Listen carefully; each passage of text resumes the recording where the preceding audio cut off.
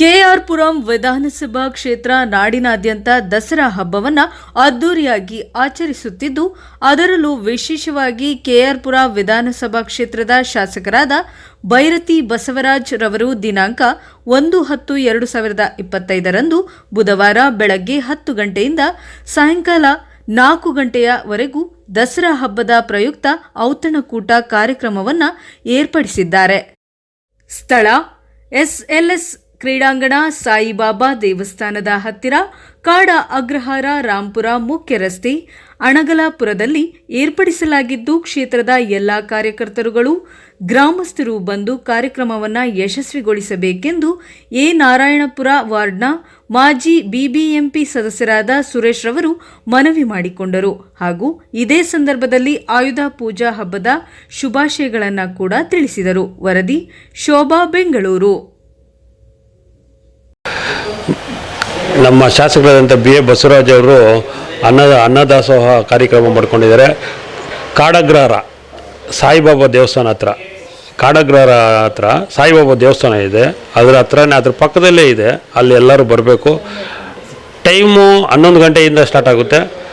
11 ಗಂಟೆಯಿಂದ 3 ಗಂಟೆವರೆಗೂ ಇರುತ್ತೆ. ಖಂಡಿತವಾಗ್ಲೂ ಎಲ್ಲರೂ ಬರಬೇಕು. ನಮ್ಮ ಕೆಆರ್ ಪುರಂ ಕ್ಷೇತ್ರದ ಜನತೆ ಮತ್ತು ನನ್ನ ವಾರ್ಡಿನ ಜನತೆ ಎಲ್ಲರೂ ಬಂದು ಈ ಒಂದು ಭೋಜನ ಕಾರ್ಯಕ್ರಮದಲ್ಲಿ ಭಾಗವಹಿಸಿ ಎಲ್ಲರ ಆಶೀರ್ವಾದ, ನಮ್ಮ ಬಸವರಾಜಣ್ಣನವ್ರಿಗೂ ಹಾಗೂ ನಮ್ಮ ಮೇಲೆ ಎಲ್ಲರೂ ಒಂದು ಆಶೀರ್ವಾದ ಮಾಡಿ ಆ ಭಗವಂತನ ಕೃಪೆಗೆ ಪಾತ್ರರಾಗಬೇಕಂತ ವಿನಂತಿ.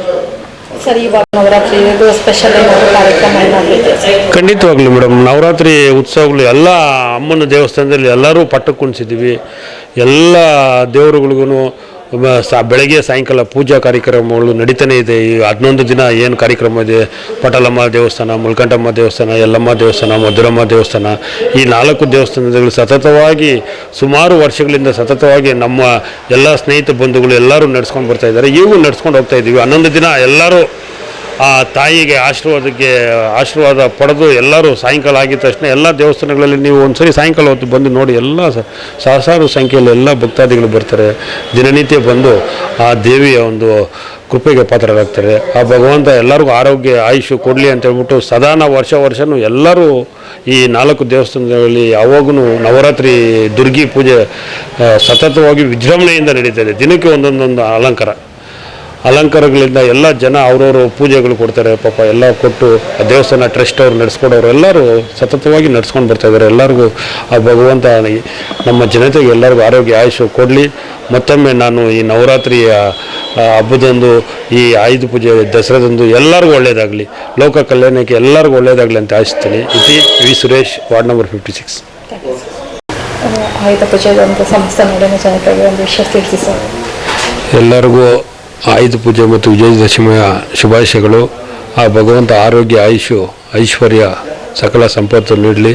ಅದೇ ರೀತಿ ನಮ್ಮ ಕೆಆರ್ ಪುರಂ ಕ್ಷೇತ್ರದ ಜನಪ್ರಿಯ ಶಾಸಕರಾದಂಥ ಬೈರತಿ ಬಸವರಾಜ್ ಅವರೂ ಆಯುಧ ಪೂಜೆ ದಿನದಂದು ಸಹಸ್ರಾರು ಜನ, ಒಂದು 20,000-30,000 ಜನಕ್ಕೆ ಅನ್ನದಾಸೋಹ ಮಾಡ್ಕೊಂಡಿದ್ದಾರೆ.